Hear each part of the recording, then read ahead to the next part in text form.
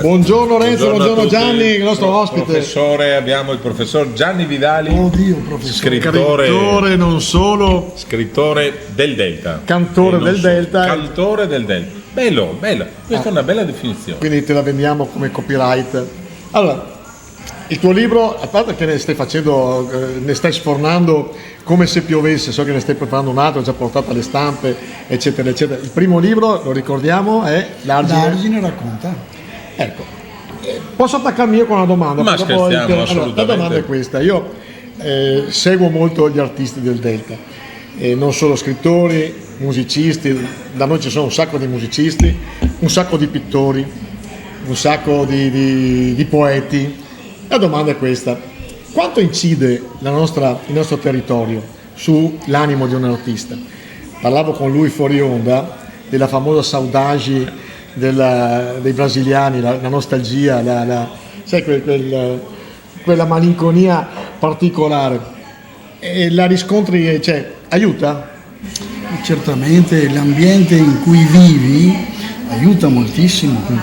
Il Delta, Leandro, devi capire che è un paesaggio magico e tutto ciò che è magico ti ispira. E quindi io sono stato ispirato soprattutto perché qui sono nato e qui ci vivo da tantissimi anni, ma quello che per me conta è stato quello di poter narrare personaggi pittorici, folcloristici del Delta. È un libro autobiografico, ma autobiografico non significa raccontare se stessi, significa raccontare soprattutto gli altri, e quindi i contenuti del libro vanno in questa direzione.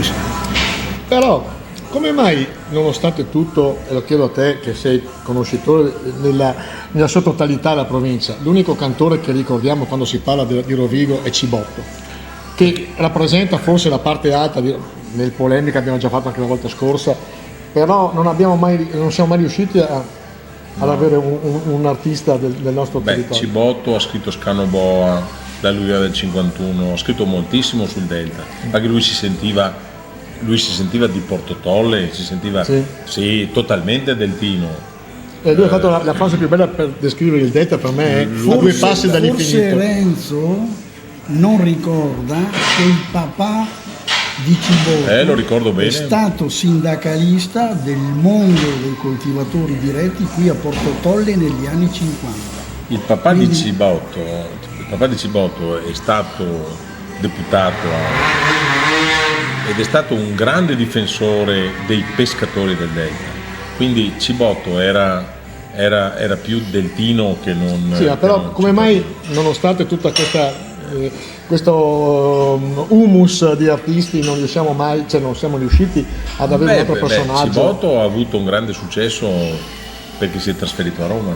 Ah, dici che. E in quegli anni guarda, sono sempre le capitali. Adesso siamo nel 2019 e grazie a internet e ai social media è diverso l'approccio, per cui anche dalla profonda cittadina siciliana, dalla profonda valle di montagna, un grande artista riesce a far sapere, ma una volta se non ti spostavi nella capitale o non avevi nelle capitali la cultura, in questo caso Milano, Roma, Bologna, Bologna, Napoli, sì. Palermo, e non riuscivi a superare il muro del provincialismo. Però Cibotto però Porto Tolle ispira tanto Porto Tolle. Il nostro Delta. Certo. Prossimo che fai, il libro come si chiamerà? Il prossimo che fai è un libro ambientato sul Po di Maistra, tra Scanarello e Maestrazza, e racconta la storia di due giovani e due giovinette, ecco. E quindi lì nasce così una storia e quindi un'amicizia che si protrae nel tempo fino ai nostri giorni. Ma è romanzo oppure diciamo storia che vera? è più romanzato del primo. Diciamo che non mi aspettavo, e la cosa mi fa estremamente piacere, questa vena romantico-poetica di Gianni Vidali, che aveva tutto a suo onore. Da un vecchio comunista come lui. Ma lui è vedi- stato comunista, ma non è vecchio, Ah, è ma- giovanissimo. Ma no, non sono vecchio, i vecchi sono fatti in un altro modo. Ecco, ma ritornando al discorso da prima, se mi permetti, Sì. io vorrei raccontare brevissimamente un aneddoto per quanto riguarda Gian Antonio Cibotto. Quando ero in provincia, lavoravo in provincia, io ero solito ad andare al bar di Viale Trieste per farmi un panino e lì trovavo Cibotto che si beveva per pranzo un bicchiere di succo di pomodoro.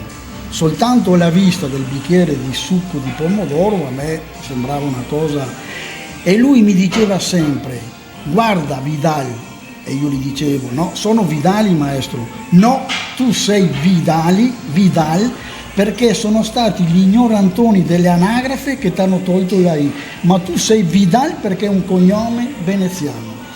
E questo è un aneddoto, è un ricordo che ogni tanto Vero. mi passa Ma tu sai per dove la abitava? memoria. Tu sai dove abitava Cibotto?